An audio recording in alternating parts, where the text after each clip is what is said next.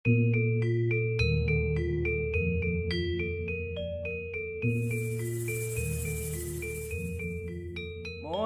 cag-cage merempiang apit pandalan porma ukir ketegane negah negah mengundang ulat runane buduh manguyang akhilu.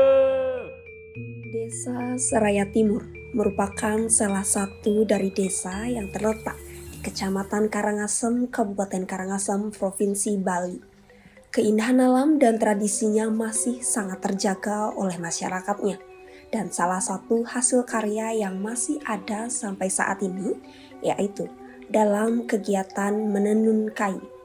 Hasil tenun tersebut dikenal dengan kain bebali yang diproduksi masih menggunakan cara tradisional.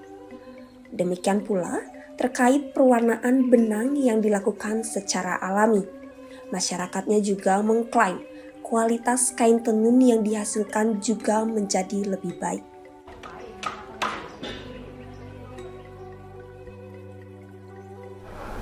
Om Swastiastu, nama saya Iwayan Karya dari Desa Seraya Timur sebagai pelaku pengembangan kain bebali. Sekarang saya sampaikan asal muasalnya di sini sampai terjadinya atau bangkitnya kembali kain bebali ini adalah mulainya dari tahun 2003. Landasannya adalah berdasarkan membangkitkan tradisi adat dan budaya khususnya tentang kain bebali. Dulu sebelum nenek moyang kita mengenal kain, awalnya dulu adalah pakai kain dari tapis kelapa itu. Tapis kelapa yang di pelepahnya itu kan ada tapisnya kan, itu yang dipakai penutup aura kemaluan kalau zaman dulu. Nah terus karena perkembangan zaman leluhur kita itu menemukan namanya kapas, dia itu memintal kapas menjadi benang. Nah ceritanya dulu anak-anak yang walaupun sudah umurnya belasan tahun, sudah menginjak dewasa, dia itu tidak diperbolehkan memanjangin rambut. Kenapa? Dia itu tidak diperbolehkan memperlihatkan dirinya dia itu sudah menarik, sudah cantik, begitu istilahnya. Kenapa? Karena dituntut oleh pihak keluarga. Seandainya kata dia itu memanjangin rambut, dia memperlihatkan aura kecantiknya, otomatis para taruna kan akan datang kan. Nah mau mempersunting atau PDKT lah seperti zaman sekarang. Nah itu zaman leluhur kita dulu tidak diperbolehkan. Karena apa? Karena dasarnya seandainya kata dia kawin, punya keluarga, dia tidak bisa awalnya memintal benang, bahkan sampai menenun, tidak bisa membuat kain, mau dikemanakan keluarganya, kan begitu. Beda halnya sekarang. Kalau sekarang kan gampang, cari baju OB 10.000 sudah bagus kan, kadang-kadang kan begitu. Kalau dulu kan mana ada kain. Nah gitu ceritanya. Makanya adik-adik itu yang sudah belasan tahun umurnya, khusus yang perempuan, tetap dia digundul. Dia harus digundul, tetap digundul, tidak boleh memanjangkan rambut. Supaya jangan dia itu kelihatan cantik. Begitu. Maka daripada itu, adik-adik itu khusus yang perempuan harus bisa memintal benang. Nah barang siapa yang bisa memintal benang suatu saat diiming-iming akan bisa ke bulan. Nah makanya kalau di pas bulan purnama, kebetulan sekarang hari purnama, nanti malam kalau di bulannya penuh kelihatan ada di sana lekukan itu seperti gambar orang memintal benang. Begini kan, ada mirip begini, di sini kepalanya, di sini badannya, di sini jantre. Kalau zaman leluhur kita itu bilang sampai sekarang pun namanya jantra, itu alat pemintal benang. Begitu ceritanya, makanya dia harus bisa memintal benang gitu. Nah, terus karena perkembangan zaman dia sampai sudah bisa memintal benang. Nah, dia sudah bisa menenun. Karena sudah bisa menenun itu muncullah ada lagunya begitu. Lagu leluhur kita di saat adik-adik perempuan yang menenun itu singkat tapi menurut Bapak itu mengandung penuh makna. Begini lagunya. Munyin cag-cage merempiang apit pandalan porma ukir ketegane negah-negah mengundang ulat runane buduh manguyang akhilu. Begitu lagunya dia. Artinya munyin cag-cag itu bunyinya yang teng teng. Ada musik kan? Teng teng. Kelentung kan ada kulkul di samping itu. Masuklah belida ke sini, kembali dia begitu. Por itu yang di belakang namanya por. Ini terukir dia di sini, pegangannya di punggungnya di sini, yang namanya pandalan di depan. Tempat apa? Tempat itu benang yang terurai untuk menenun, itu pandalan. Apit yang di sini. Makanya apit pandalan porma ukir. Nah, dia mengulat, ngundang teruna-teruna biar datang, buduh menguyang. Buduh menguyang dia tergila-gila dengan si wanita tersebut. Begitu ceritanya sampai sekarang. Itu awalnya bisa terjadi sampai adanya kain tenun. Kalau zaman dulu belum ada. Kalau seumuran bapak dan ibu saya, walaupun dia sudah belasan tahun, 10 tahun, dia belum pakai pakaian.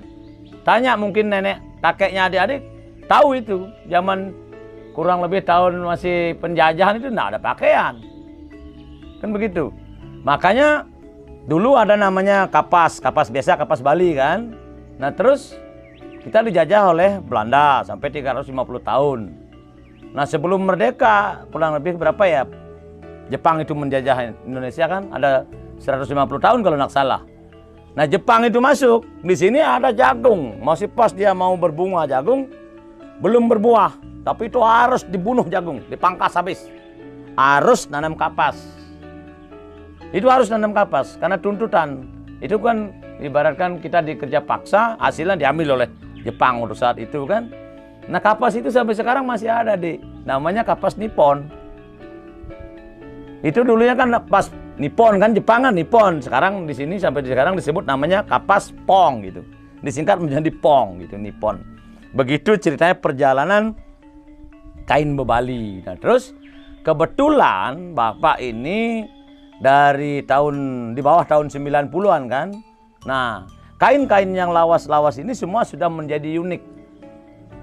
Nah, itu pun kan masih begini, masih coraknya garis-garis sama lurus kan. Karena leluhur kita dulu kan belum bisa menciptakan songket, apalagi endek yang zaman modern kan jelas belum bisa. Inilah kain bebali yang asli, sejenisnya lurik. Karena dia baru cuma bisa menenun. Gitu. Yang penting terjadi itu kain. Sama dengan yang kain putih, yang putih polos kan.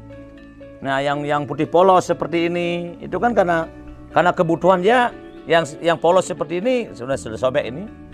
Ini di sini namanya saput putih. Kalau di sini ini yang putih ini dipakai untuk membungkus mayat. Kalau di sini orang meninggal belum ada namanya saput putih, kain yang asli dari kapas seperti ini. Walaupun dia sudah menelan biaya mungkin di atas 50 bahkan ratusan juta, dianggap masih kurang acara pengabenan di sini. Ini namanya kain kase tapi asli, dia ditenun. Nah, makanya ini lumayan harganya karena prosesnya yang lumayan mahal, dari tanam kapas, dari proses pemintalan, apalagi sampai menenun kan. Begitu ceritanya. Beda kali dengan kain kasa yang modern kan, yang seharga mungkin ya 6.000 1 meter kan, murah jadinya. Nah, boleh dibilang bukan murahan, tapi memang ya itulah zaman kan, karena dikejar oleh perkembangan zaman. Apalagi sekarang kan serba instan, maunya yang penting ada aja kan begitu. Karena kebutuhan boleh dibilang jarang orang-orang mau melirik kain bebali. Bahkan asal muasalnya kita aja jarang yang melirik. Yang penting dia sudah merasa dirinya bahwa dia itu sudah jadi manusia. Dia lupa dengan leluhurnya. Makanya sama dengan kamu kalau menjadi agama Hindu, Hindulah Nusantara. Kalau kamu menjadi Muslim, Muslim Nusantara. Kalau maaf kalau nak salah Pak bilang, Muslim sana, Muslim Arab ataupun Hindu yang di luar sana ataupun Hindu di ini kan memang beda keyakinan. Sedangkan kita di Bali aja kan beda cara. Istilahnya ada namanya desa adat, desa Kalapatra, desa Mawacara kan. Satu desa aja beda adat istiadatnya kan begitu. Itu ceritanya perjalanan kain bebali. Kalau proses pembuatannya yang jelas, kalau dari kapas itu yang jelas kapas dipetik. Nah, setelah memetik buah kapas itu, kapas dijemur. Setelah dijemur, kapas itu dipisah bijinya. Biji kapas itu istilahnya mipisin. Bijinya dikeluarin, kapasnya kan tidak ada biji lagi. Nah, tahap kedua selanjutnya dicetet. Dicetet itu seperti awan, kapas itu seperti awan. Dibikin dia halus, lembut, tidak ada debu, tidak ada kotoran, baru digulung. Nah, tahap selanjutnya yang ketiga baru dipintal. Nah, setelah dipintal, nah kebetulan kita di sini memakai warna alam, baru diproses pewarnaan alam. Kalau yang merah dari akar mengkudu, kalau yang kuning dari kulit buah delima, kalau yang coklat dari bunga sidawaya, kalau yang biru dari indigo, dari taum, kalau yang hitam dari double proses, dari coklat ke biru menjadi hitam. Kalau yang orange sama abu-abu monyet itu dari kulit kayu santan bisa terjadi warna seperti ini. Yang orange sama abu-abu bisa terjadi itu proses warnanya di sini. Kalau kebunnya ada kebun delima, ada kulit kayu santan, ada padang taum, ada juga mengkudu. Itu prosesnya di sini. Kalau ngomong-ngomong tentang kain bebali itu lebih daripada 100 macam. Mungkin kalau adik-adik kepingin betul-betul mengetahui, adik-adik bisa masuk ke Museum Bali di Denpasar. Kalau di sana mungkin lebih detail, di sana ada. Saya kasih contoh, Bapak kasih contoh, contohnya yang poleng hitam putih kan. Nah, ini yang hitam putih ini simbolnya adalah simbol Ruobinede.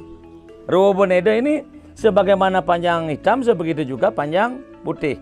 Kalau buram ini, kalau diibaratkan kehidupan, buram ini adalah pertemuan hitam dan putih. Menjadi kalau di Hindu namanya Sanikaon, Sanikala, kalau di Muslim ya maghrib dan subuh. Makanya sebagaimana panjang siang, begitu juga panjang malam. Nah, perbedaan atau perubahan dari siang ke malam, dari malam ke siang itu namanya Sanikaon, Sanikala. Kalau di Muslim namanya maghrib dan subuh. Itu tergantung juga adik-adik dan kita menghayati, mempercayai gitu. Walaupun dibilang ini kain poleng hitam dan putih, kalau dibilang kalau zaman sekarang ibaratkan sambil merem dia bisa menenun. Tapi kalau dicari maknanya, simbol itu adalah Ruobinede itu. Nah, kalau di kehidupan manusia yang berwenang, yang berhak memakai saput poleng ini atau kain poleng ini adalah satu pecalang. Di dalam satu desa adat ada beberapa banjar. Kadang-kadang kan supaya jangan salah paham sedikit kan jadi ribut antar banjar. Kita masih saudara, kita masih satu adat. Yang dikasih wewenang menghitam putihkan permasalahan di dalam upacara adat tersebut yaitu pecalang. Supaya jangan sampai itu dibesar-besarkan, dijadikan kasus ke pihak yang berwajib. Itu contohnya. Begitu juga dalam pekarangan. Kalau di pintu masuk ada namanya sanggah atau pura di pintu masuk itu wajib hukumnya pakai ini kain poleng. Karena beliau itulah sama dengan adik-adik yang datang ke rumah Bapak ke sini. Dari pintu masuk di situ, adik-adik itu walaupun dalam gerak fisiknya ini, tingkah lakunya senyum manis segala macam kan, tutur sapa yang lembut, kalau dalam hatinya mau jahat kan tetap kan mau menjahati tuan rumah gitu umpamanya. Yang mempertahankan di situ itu pura yang dilawang, artinya Tuhan yang beristana di pintu masuk. Dia yang menghitam putihkan siapapun, jangankan manusia, hewan apapun, wong samar apapun, di situ dia ya menjaga, fungsinya menjaga, menghitam putihkan yang di areal itu gitu. Nah, kalau bisa dia masuk ke pekarangan, yang kedua di Pengijang Karang. Pura Pengijang Karang itu memang wajib juga hukumnya untuk memakai saput poleng. Karena dia yang menghitam putihkan di dalam pekarangan. Dia yang menguasai, begitu istilahnya. Kalau nggak salah Bapak bilang ya. Begitu juga kalau adik keluar, contoh, kalau menemukan ada batu besar, itu kan ada di saput poleng, dikasih kain poleng. Berarti jangan, karena kita percaya kan bahwa namanya adanya Tuhan. barang wong samar, barang siapa yang beristana di situ kan. Kita tidak boleh sewenang-wenang langsung menaiki atau bagaimana di dalam batu itu kan. Nah, nanti ada yang menghitam putihkan, yang mempunyai wewenang di batu itu. Itu. Kayu juga begitu kan, ada kayu pohon besar disapu dipoleng, itu punya ciri tersendiri bahwa ada yang berkuasa di tempat itu, begitu ceritanya. Itu kalau cuma, itu kan baru cuma poleng kan itu. Kalau yang ini sama dengan ini wangsul. Kalau mungkin adik-adik dulu 3 bulan pasti ada kain seperti ini dipakai. Kalau zaman dulu. Ini wangsul, ini sudah lawas sekali ini kain. Nah ini tidak ada putusnya ini. Apa maksud dan tujuannya? Ibaratkan Bhinneka Tunggal Ika ini, pengikat. Kita sudah menjadi satu wadah. Contoh simbolnya bebali di dalam upacara potong gigi kan ada namanya kain selulut, atu-atu. Artinya itu biar selulut, segilik, sebayantaka biar menyatu persaudaraan antar adik dan kakak dengan keluarga. Ini begitu ini. Ini sebenarnya dari bayi 3 bulanan sudah memakai ini kain wangsul, pengikat. Istilahnya kan biasanya adik-adik masih remaja belum dipotong upacara potong giginya kan belum ya. Apa namanya, istilah potong gigi itu kan mengurai daripada indrianya dia bahwa dia sudah tumbuh menjadi orang dewasa. Biasanya habis upacara, di dalam upacara potong gigi itu sebelum dia bangun pasti yang ngaca kan, apakah dia sudah ganteng, apakah dia sudah cantik. Kalau masih perlu dipangkas lagi kan boleh dipangkas lagi itu giginya. Kan begitu ceritanya. Baik, ini yang terakhir namanya kain sekordi. Kalau sekordi sejenis ini merah sama kuning perpaduannya, kotak-kotak. Kembali Bapak bilang dari awal, karena motifnya bebali itulah sebagian besar ya lurus sama kotak-kotak, karena zaman leluhur kita itu belum bisa membuat songket ataupun sejenis endak yang seperti zaman sekarang. Cuma ada yang agak besaran kotaknya, mirip ini, begini juga sekordinya, lebih kecil kotakannya. Tapi makna daripada sekordi, biar adik-adik tahu, adalah bahasa sekordi kan. Asal mulanya suka dan werdi. Werdi berarti apa? Suka berarti werdi berarti panjang, suka berarti seneng gitu. Sekordi, suka werdi suka, suka berarti seneng, werdi berarti panjang. Kesenengannya dia bawa atau dia kesankan, dia pakai seumur dia hidup. Contoh, di dalam upacara potong gigi dia memang harus pakai bawahan ini, kamen sekordi, yang asal mulanya suka dan werdi itu. Kenapa? Karena upacara potong gigi itu kan cuma 1 kali seumur hidup, tidak mungkin 2-3 kali kan. Nah, berarti kesannya dia itu dia bawa seumur dia hidup. Makanya kembali saya bilang dari tadi, habis dia potong gigi, bangun dia sudah ngaca, oh saya sudah ganteng, oh saya sudah cantik, betul. Padahal maknanya adalah mengurai daripada indrianya dia. Makanya ada kain wangsul tadi yang untuk yang menyatukan ini. Ini temannya. Memang ini harus ada. Nah, yang begini ini, yang nyambung terus. Jadi pengikat ini, pengikat daripada dirinya itu dalam berperilaku, dalam berwawasan, supaya jangan sama seperti sebelumnya bahwa dia itu sudah dewasa begitu. Cukup sekian dari Bapak. Pak sampaikan, kurang lebihnya Bapak mohon maaf. Bapak akhiri dengan Pramana Santi. Om Santi Santi Santi.